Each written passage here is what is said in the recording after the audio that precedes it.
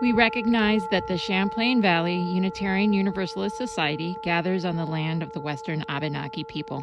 We respect their spiritual relationship to the land. We hope to learn from them how we can live together in peace and justice.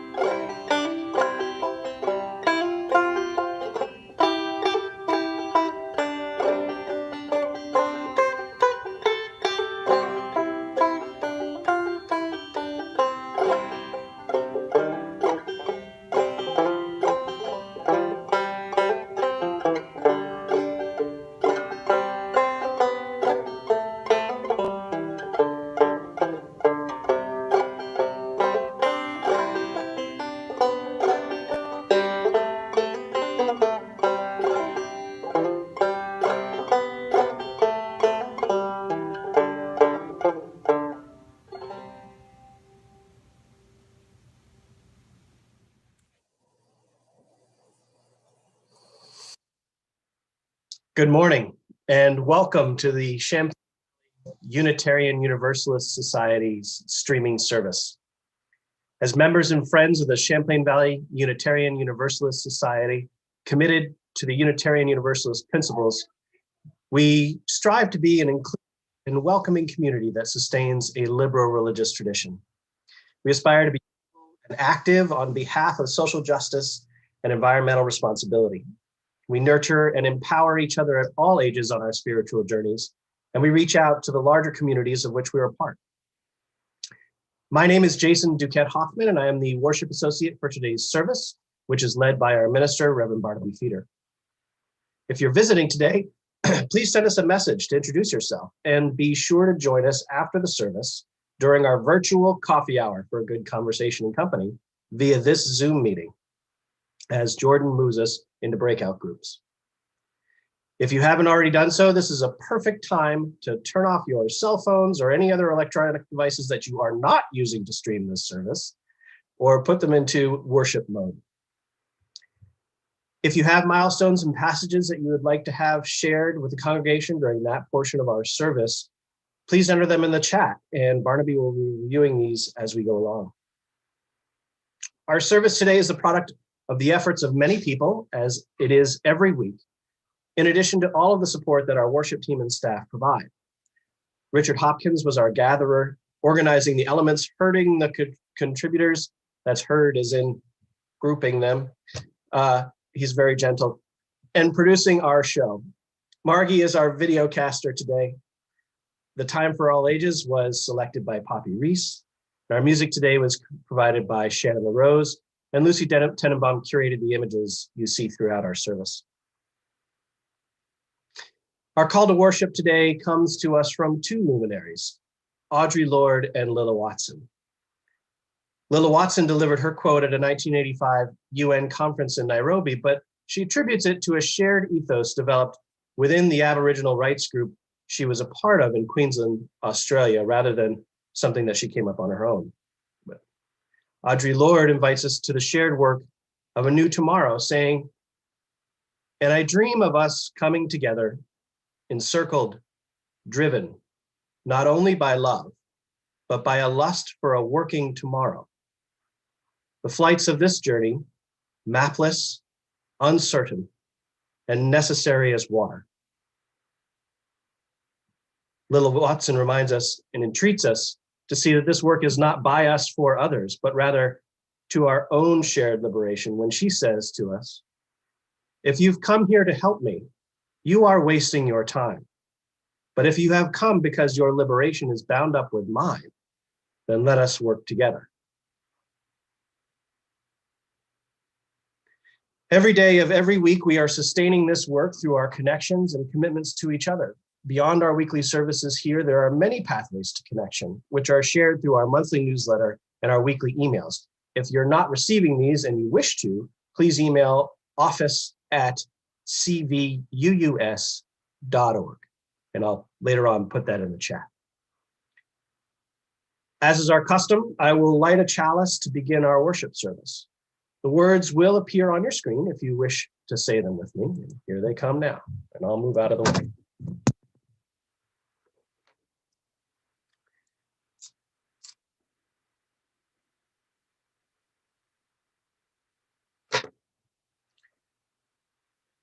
Unitarian Universalism is faith in people, hope for tomorrow's child, confidence in a continuity that spans all time. It looks not to a perfect heaven, but toward a good earth. It is respectful of the past, but not limited to it. It is trust, growing, and conspiracy with change. It is a spiritual responsibility for a moral tomorrow.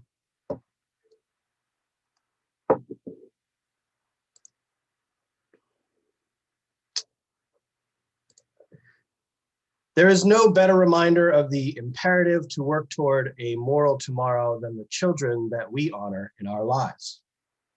Feel free to join in at home as we honor the children in song with Poppy's wonderful rendition of "Let Us Open Our Eyes."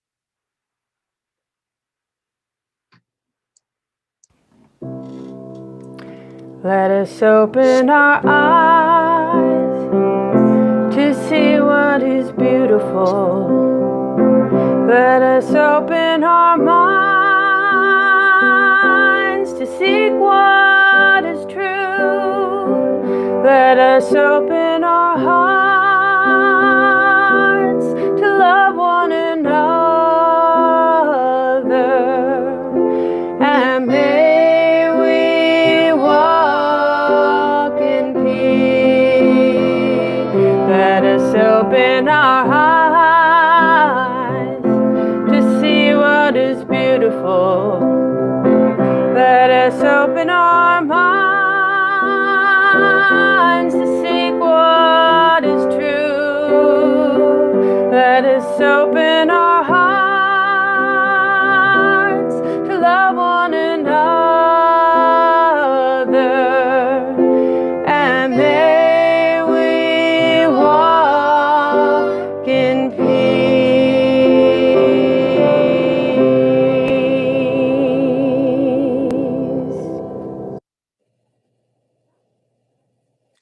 Poppy is away today, but she provided this video from Life Vest Inside, for our Time for All Ages. And we thank Life Vest Inside for their permission to use this video in our worship service.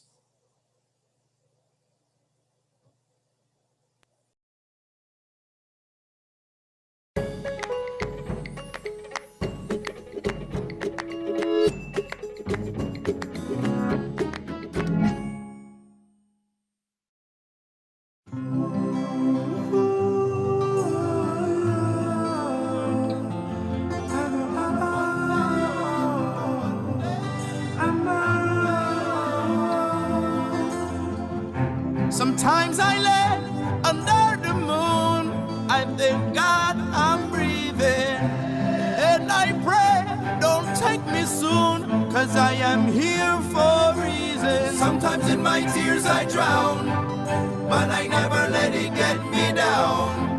So when negativity surrounds, I know someday it'll all turn around, because all my life I've been waiting for, I've been praying for the people to say that we don't wanna fight no more. There'll be no more wars, and our children will play. One day, one day, one day, one day, one day. It's not about win or lose, 'cause we all lose when they bleed on the souls of the innocent. Blood-drenched pavement, keep on moving though the water stay raging. In this maze, you can lose your way, your way. It might drive you crazy, but don't let it phase you, no way, no way. Sometimes in my tears I drown, but I never let it get me down.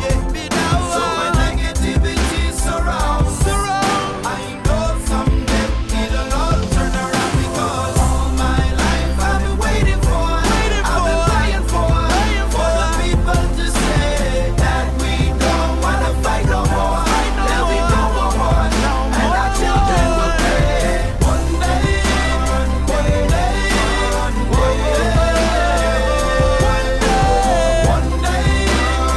one day,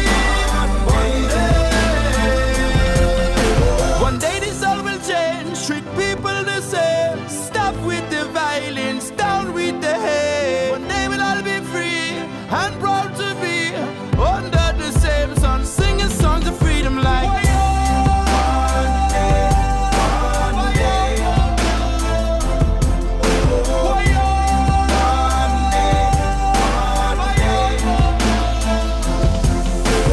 all my life I've been waiting for, I've been praying for the people to say that we don't wanna fight no more. There'll be no more wars, and our children will play. One day, one day, one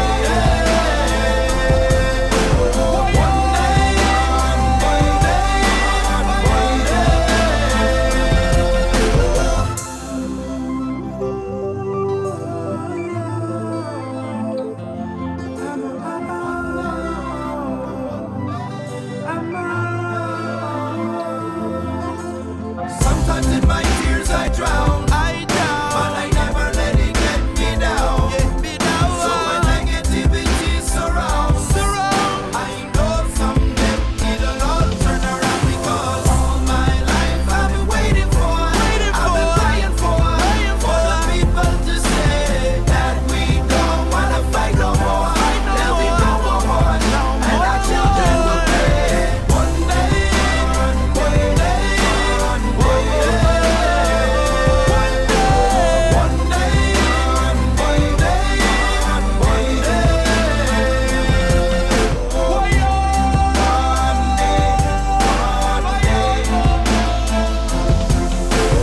all my life I've been waiting for, I've been praying for the people to say that we don't wanna fight no more.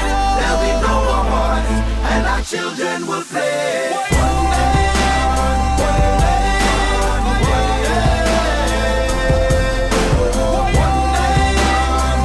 day, one day.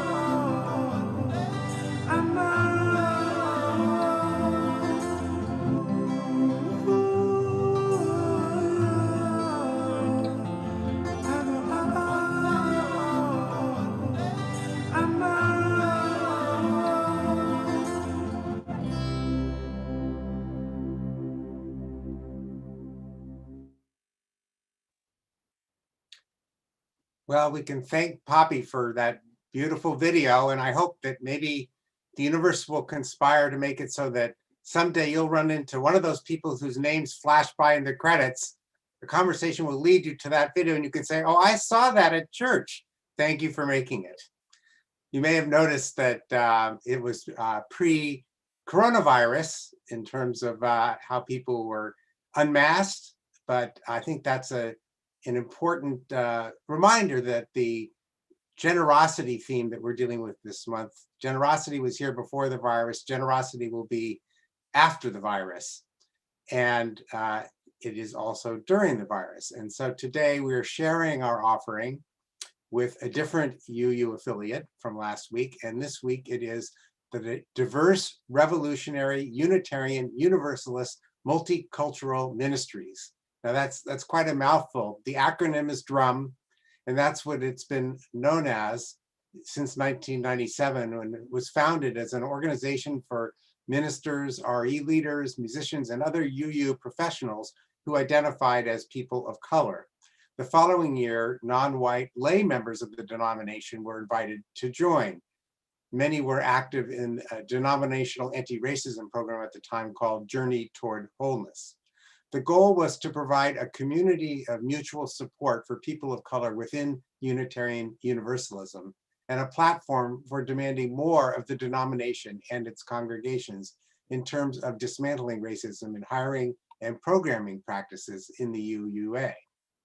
DRUM has grown to more than 300 members, and white UU supporters of DRUM founded an ally group in 2005 called Allies for Racial Equality.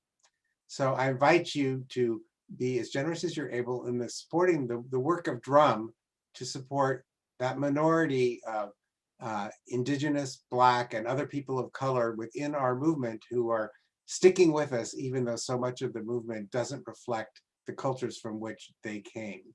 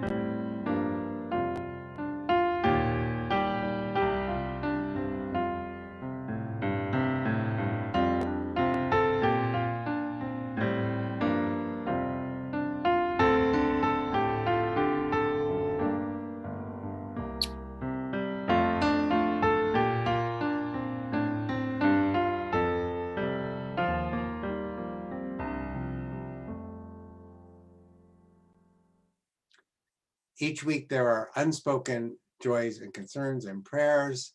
I didn't notice any in the chat yet, so we're going to move on to a time of silence and meditation where everybody can get in touch with what's on their heart, what they might have shared if they were going to share a milestone, or simply what's speaking to them at the moment. I want to lead you into this silence with a prayer I wrote this week in response to something I read from a retired colleague. Spirit of life, lead us into deep awareness of our needs, desires, and joys. May we release them this morning into the universe as arrows, as seeds, as words or energy, as naked intuitions. May we gratefully relax our grasping for control and forgive that fearsome, illusion-prone instinct that we can have it. May we pray that our confusions and sorrows flow generously through you into wherever the universe may hold them kindly.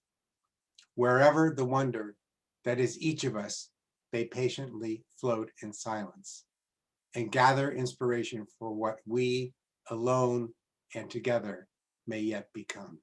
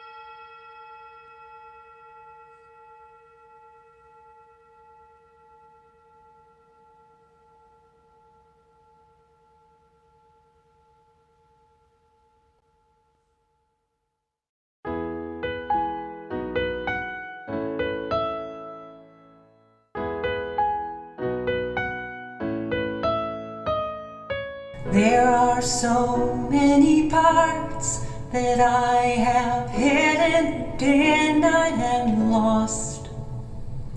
There are so many ways that I have cut off my nose to spite my face.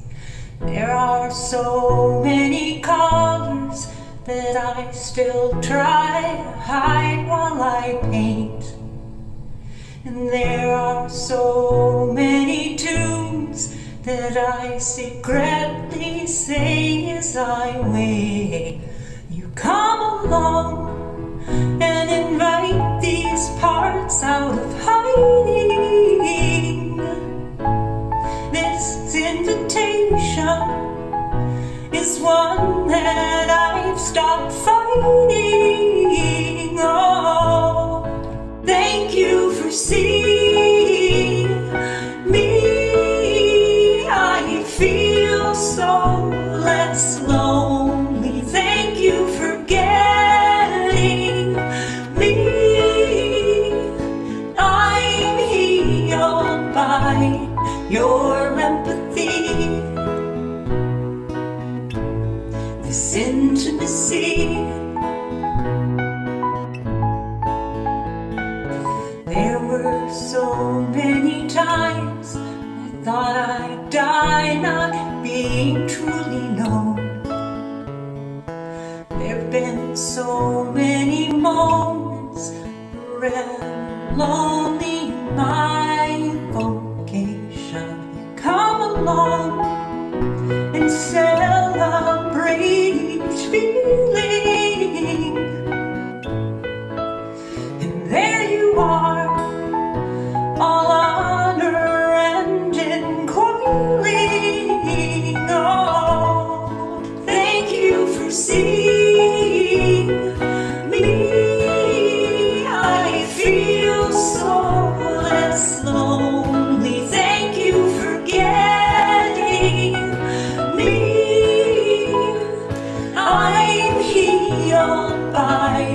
your empathy,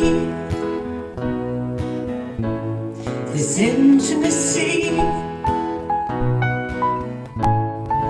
There was a day where the trust that was being asked of me required too much, you see, to accept your generosity and to know myself enough to let you help me.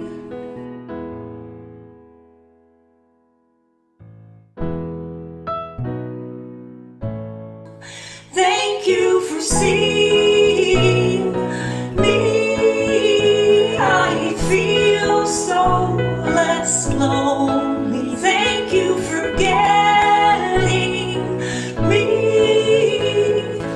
I'm healed by your empathy, this intimacy.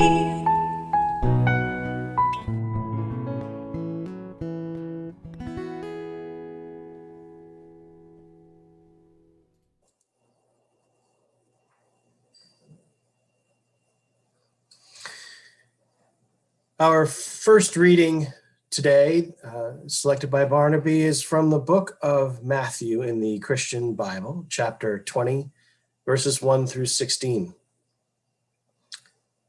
For the reign of the heavens is like to a man, a householder, who went forth with the morning to hire workmen for his vineyard. And having agreed with the workmen for a denarii a day, he sent them into his vineyard. And having gone forth about the third hour, he saw others standing in the marketplace idle. And to these he said, Go ye, also ye, to the vineyard, and whatever may be righteous I will give you. And they went away. Again, having gone forth about the 6th and the 9th hour, he did in like manner. And about the 11th hour, having gone forth, he found others standing idle, and saith to them, Why here have you stood all day idle? And they said to him, Because no one did hire us. He saith to them, Go ye also to the vineyard, and whatever may be righteous ye shall receive. And evening having come, the Lord of the vineyard said to his steward, Call the workmen, and pay them the reward, having begun from the last unto the first. And they of about the 11th hour having come, did receive each a denarii. And the first having come, did suppose that they shall receive more. And they received, they also, each a denarii. And having received it, they were murmuring against the householders, saying that these, the last, wrought 1 hour, and thou didst make them equal to us, who were bearing the burden of the day and the heat.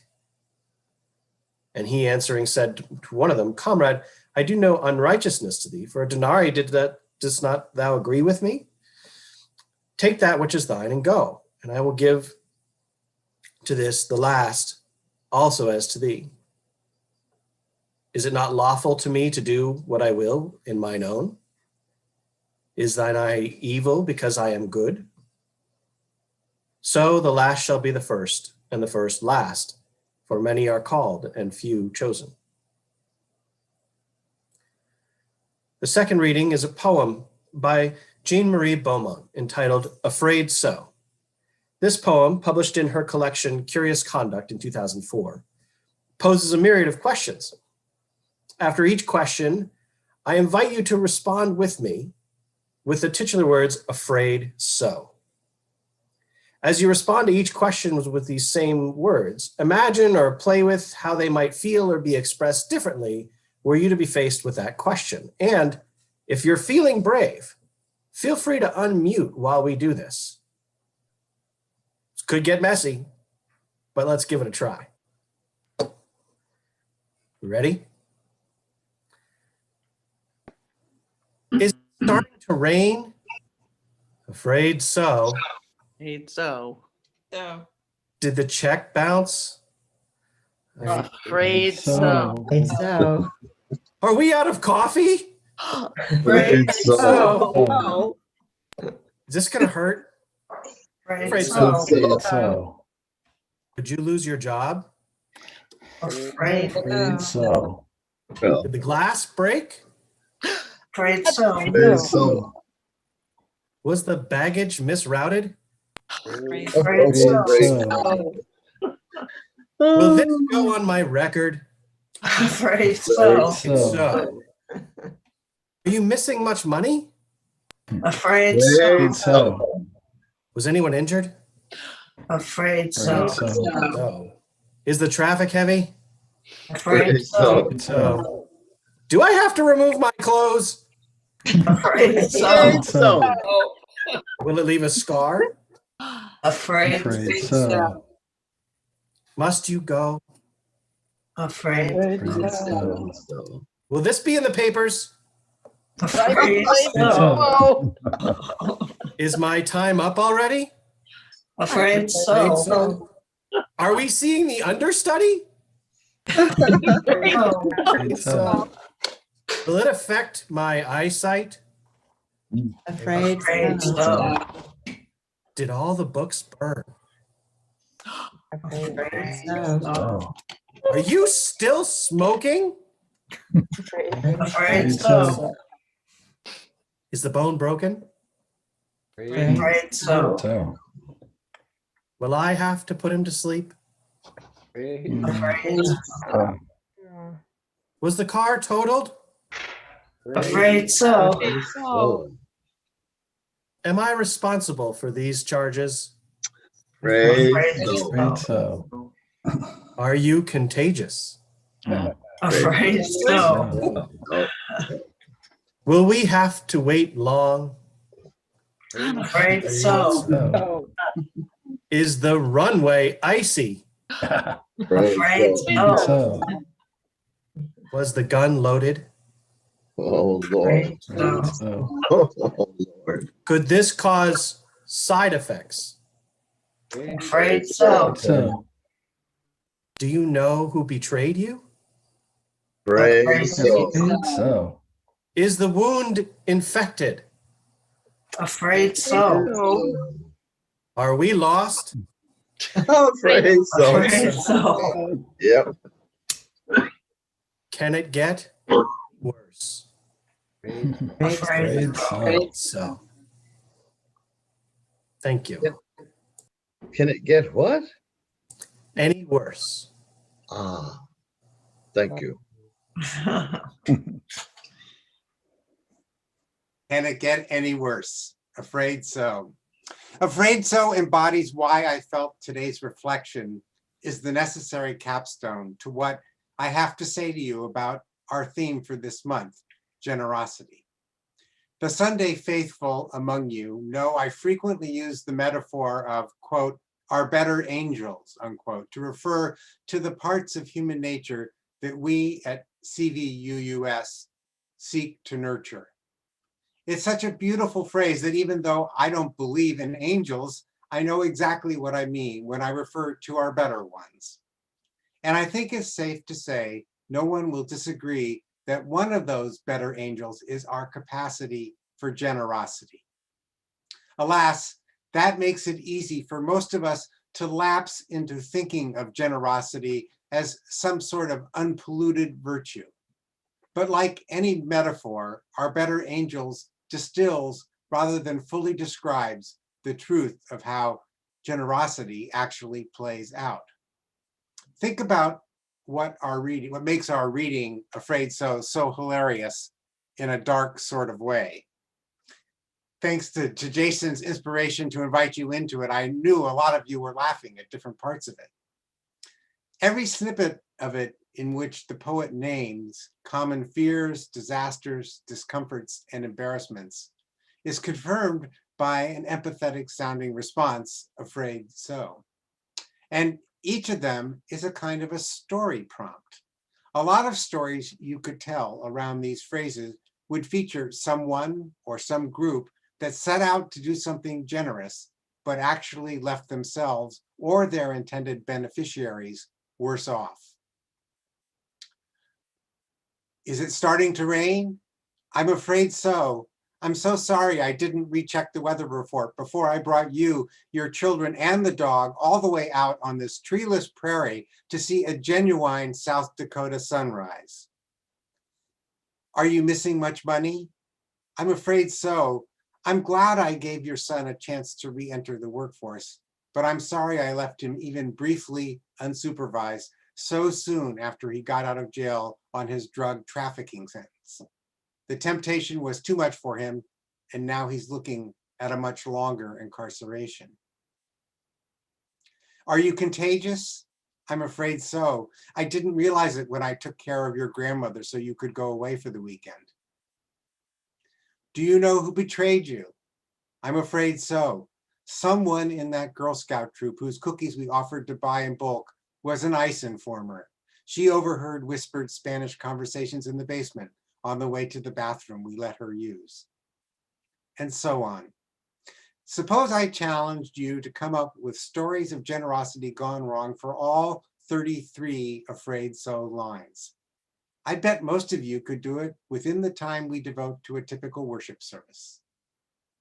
Here's a tough truth about generosity. You may see it as a divine side of humanity. You might see it, by contrast, as a complex of capabilities we have inherited from our evolutionary past and many centuries of learned social skills. Either way, we have to keep the mathematics of it in mind. The more we do it, the more ways we will screw it up.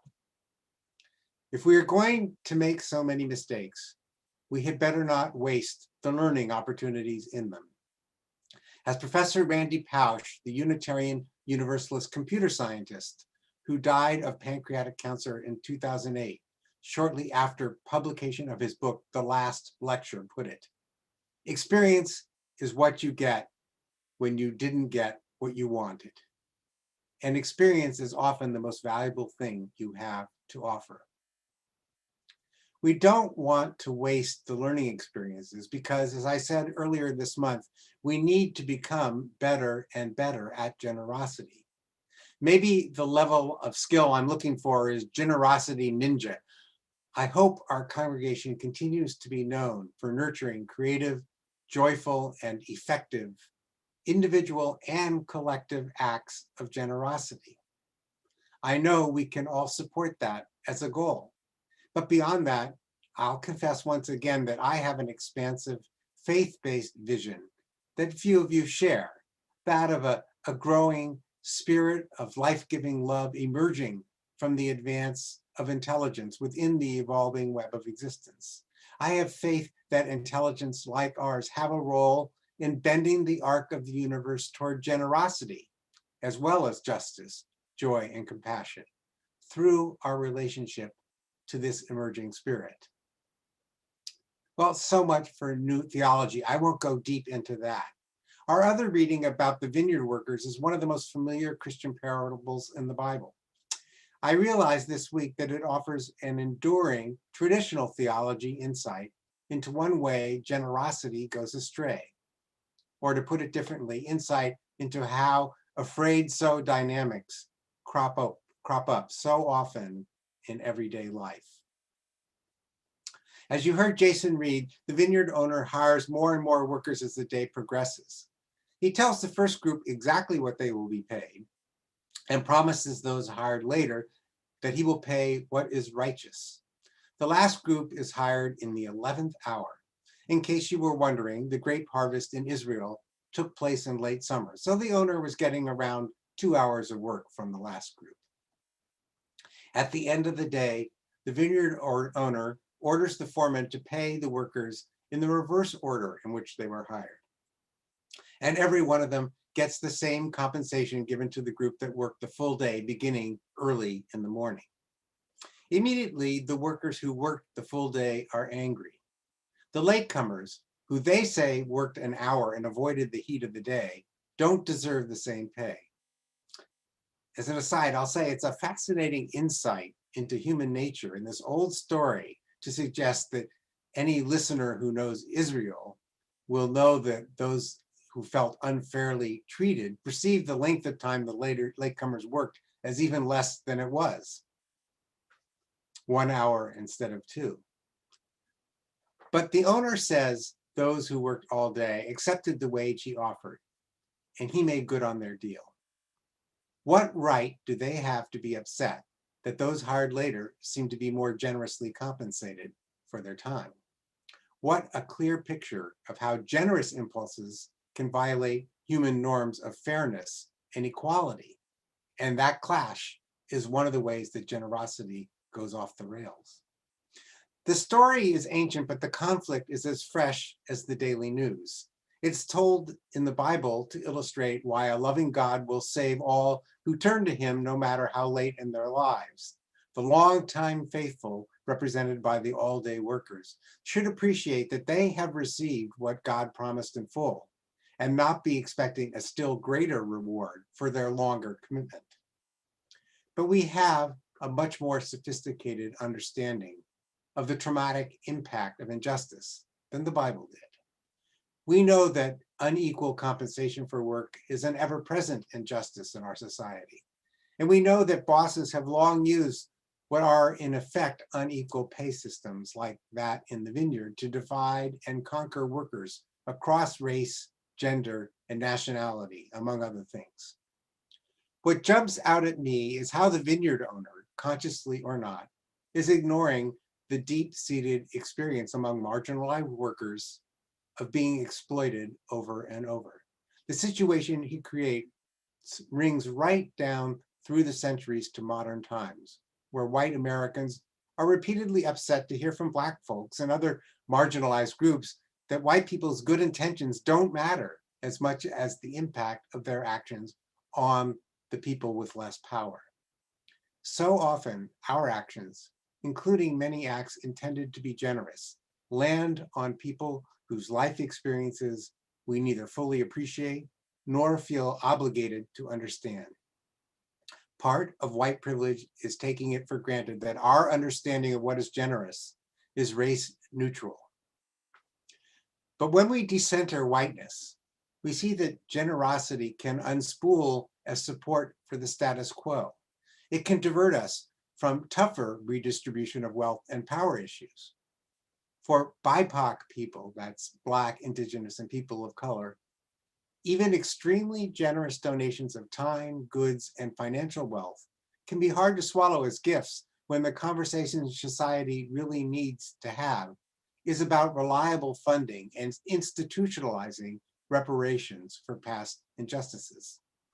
And some of that critique can be extended to white victims of classism, a subject we will be discussing in our community conversation.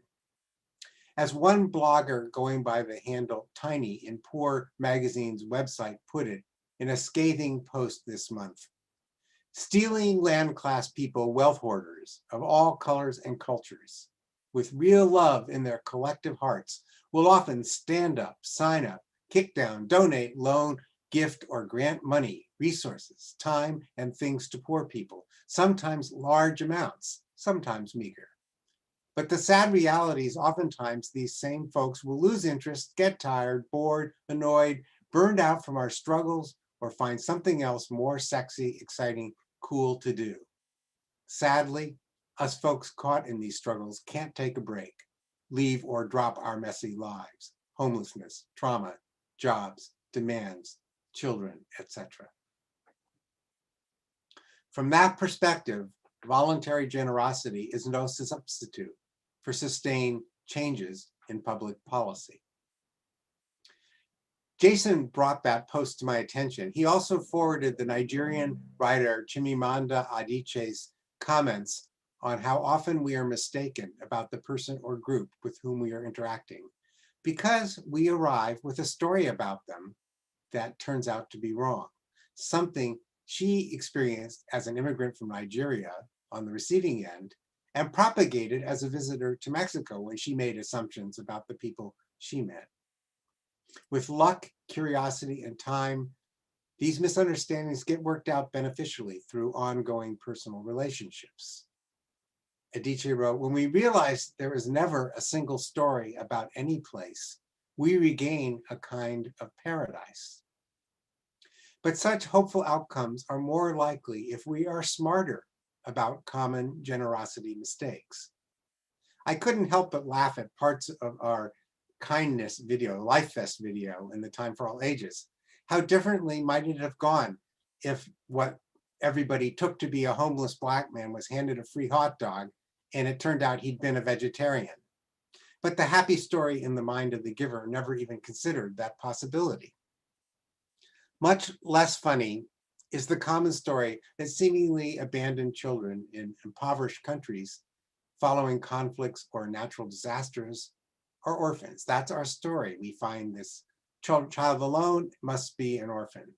The combination of empathy and ignorance among first responders from wealthy white countries like the United States has often led to children being taken from their homelands for adoption, all with the best of intentions. But many of these children have turned out to have surviving parents or members of their extended family who want to raise them in the familiar settings of their homelands. And outcome aid agencies agree is less traumatic for such children in the long run. I'm spending some time today on how we over-rely on our misinformed good intentions when we feel generous impulses. The point is not to stifle those impulses, far from it. But we should move beyond generosity that fails to account for forces like systemic racism, climate change, and long-term impacts that can undermine us. I recently asked my daughter, Maddie, who works for the division of our federal government's Agency for International Development that dispatches emergency aid coordinators to disaster zones, for some examples. In the area of climate change, she said, for example, aid officials are beginning to seek different responses to increasingly common disasters like the cyclones from the Indian Ocean that periodically pummel the African nation of Mozambique. The goal is not simply to quickly repair the destruction and feed masses of suddenly homeless people, as generous as that may be, but to rebuild in ways that can limit the damage from the more frequent and intenser cyclones that are bound to occur with climate change. Here's a very different example she gave me. Aid officials are impressed with a program in Peru that focuses on maintaining close contact between children and incarcerated parents. The results suggest that generous attention to these relationships gives families a better chance of staying together and raising healthy children once the prisoners are released. The good news I see here is that a congregation like ours is uniquely designed to help us get better at generosity. We have enough diversity of background and enough care about each other to cooperate in bringing deeper wisdom to this challenge. There is no one formula for this, but I like to think of my experience working 40 years ago with fellow UUs from the Fourth Universalist Society in New York City in a soup kitchen on New York's Upper West Side. There was always a main course of some sort in this meal, a hearty stew or lasagna, and 2 sittings so that every guest had space to sit down and linger for a while. The organizers' rules for serving the meals included say hello, ask them what they want in a way that makes them feel they have a personal choice, and give them a generous helping of the main course. I love that phrase, a generous helping.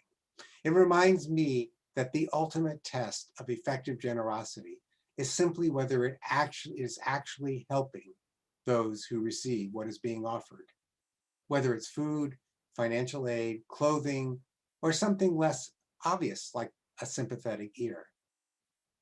Effective generosity has always begun within the home and then expanded to neighbors.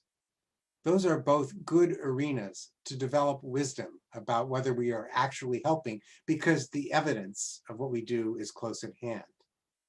But as a congregation, we can vastly extend our concept of who our neighbor is. We can also help each other experience the power of genuine apologies and the futility of shaming when inevitably we make mistakes. By keeping faith with our principles, UUs can keep building on our evolved impulses to be generous toward immediate kin, our tribe, and our nearest neighbors. And who knows where it will end if we keep at it. Perhaps an interdependent kingdom, not a kingdom, a kingdom of existence, grounded in the spirit of life-giving love. I assure you that the same complexity that leads to mistakes can also lead to previously unimagined successes. May it be so.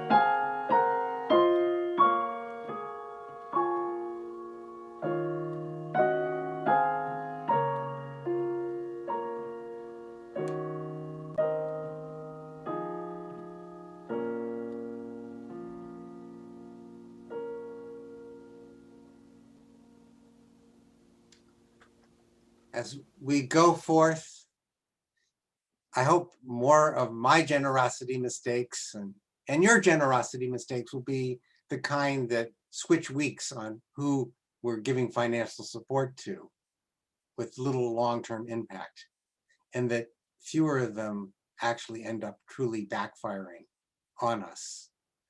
Maybe we move toward that goal, always keeping in mind that what we want is a spirit of generous helping.